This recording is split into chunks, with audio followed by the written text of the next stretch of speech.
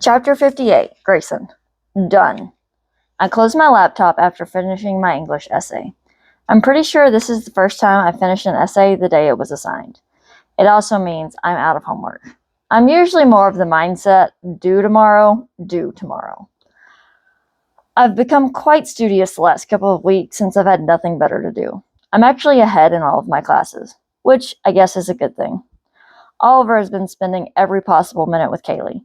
Tristan's revolving door of girls seems to have increased in frequency. Daniel and Lynn seem to be constantly working on something for school with Xander. I check my phone again to see that Jet has finally texted me back. Vaughn, sorry, something came up when I got home. We were supposed to hang out today, but he disappeared right after school and didn't answer his phone. Now that he's deigned to respond 4 hours later, that's what he sends? He didn't even bother to give a real reason. His brush-offs have gotten increasingly vague over the last 2 weeks. Jet keeps blowing me off when we're supposed to hang out. I don't know what's going on with him, but I'm ready to get to the bottom of it. I'm tired of being home alone doing homework. I guess it's my fault I'm bored. I'd normally be caught up with some girl like the other nights are. But since I'm waiting around for Lynn, I'm by myself. Anytime I text Lynn, she's doing homework or going on a run. I'm frustrated with not making any real progress with her. When I decided to wait around for Lynn, I didn't realize I'd literally be waiting around or that I'd be waiting this long. I mean, at least she hasn't started dating someone else. I wish I could just ask her out. Then she'd say yes or no, and either way, this waiting would be over. Instead, I keep flirting with her and trying to drop little hints that we'd be good together. Maybe I need to be less subtle. I mean, telling her outright that we'd make a good couple isn't asking her out, it's stating a fact. Even if it doesn't go over well, at least I wouldn't be home by myself indefinitely. Now I don't even have homework to do. It's 7 on a Friday night when I don't have a game, and I'm home alone, bored out of my mind. Josh is throwing a small party tomorrow because it's bye week, but that doesn't help me tonight. I guess I could go for a run. It'd be better than being here doing nothing. I decide to get changed, and my phone goes off with an incoming text. Clibero, hey, you busy? G. Ryder, just finished what I was doing. What's up? Clibero, want to go axe throwing with me and Lynn? G. Ryder, yeah, when? Clibero, now? G. Ryder, yeah, I'll head over there. I get my stuff together before heading out to meet them at Lynn's house. It may not be a date, but at least it'll be the 3 of us instead of all of the nights. Even if Daniel is more likely to get in my way than be a wingman, at least he'd be the only other person Lynn could pay attention to, and they're strictly platonic and almost familial. When I walk across the street, Lynn and Daniel are headed out the side door of the house. Daniel seems absorbed by something on his phone. Hey, Lynn looks at me, causing Daniel to look up. Hey, I give a stupid little wave I immediately regret. Hey, so, hate to be that guy, Daniel starts. And I know we always put friends first. But you have a better offer than axe throwing with your friends, and you want to know if it's cool if you ditch us, Lynn asks. Something like that, Daniel smirks. It's fine with me as long as it's fine with Lynn, I say, knowing she's the most sensitive about us blowing off plans for a girl that won't last. To be fair, we've been friends for 16 years, and most of our girls don't last 16 days. Yeah, go break a heart and we'll see you tomorrow. Lynn smiles as she shoves Daniel's shoulder.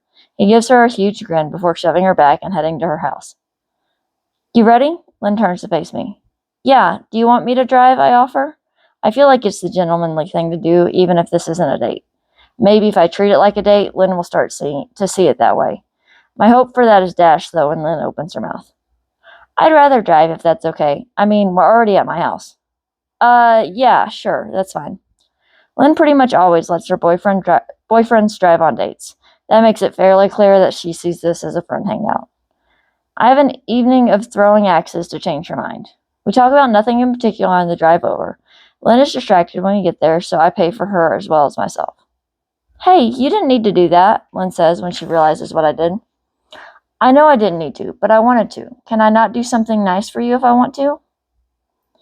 When you put it that way, I guess, Lynn shrugs. I'm buying her food, though. As long as there are fried pickles. I try to act more friendly so she doesn't get her guard up about my intentions. I go to her lane and get the axes set up while Lynn goes and gets food. She comes back quickly. A meat lover's pizza, fried pickles, and a blue Powerade. Lynn sets everything down. All of my favorites, thank you. I smile at her. She smiles back, and I get lost in the idea of this being a real date. I shake myself out of my daydreams and grab a slice of pizza. Everything goes well all night, and we go back and forth each round on who gets the highest score. We laugh and joke in general and have a good time. I see how good things could always be. If only Lynn could see it. We return all of our stuff and head out. Do you want to go get milkshakes before going home? I try to make the night last longer and may be a bit more romantic than actually. Sure. Lynn turns to drive towards the Castle Creamery, a locally owned ice cream parlor. This has been nice, I say, as we slide into the booth with our milkshakes. Yeah, it has. Lynn starts to look uncomfortable. If she's already uncomfortable, maybe I shouldn't try to push the date idea right now.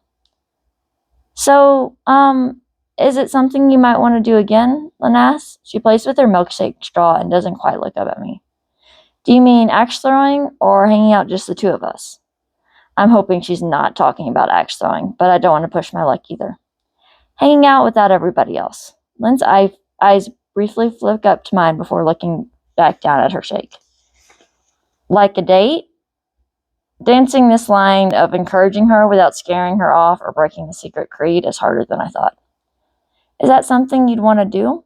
Lynn continues to swirl her straw around like it's the most interesting thing she's ever seen. I'm not sure if she's nervous or indifferent. Yeah, if it's something you want to do, I'd like to go on a date with you. That was close. I know better than to use the L word with Lynn when talking about dating, but it still almost slipped out. Okay, but I want to take this slowly. Is that okay with you? Lynn finally looks up at me and her hesitant smile fills me with warmth. We can do whatever makes you most comfortable. I try to tamper down my beaming smile as I gaze into her eyes. Okay, so we can go on one date and see how it goes? Lynn tucks a lock of hair behind her ear.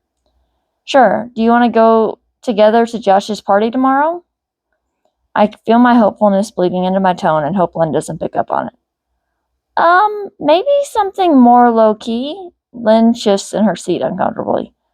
I don't want to have to deal with everyone else's opinions right away. Besides, we're already planning on that being a group thing.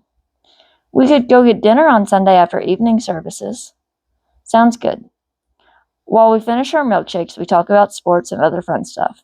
I try to make conversation that is more friendly than flirty, hoping to make her feel more comfortable and confident about our date on Sunday. When we get back, we both head to our separate houses. As much as I'd love to walk Lynn to her door and kiss her, I don't think that'd work well for me overall. Lynn already seems unsure, and I don't want to scare her off when she's finally asked me out.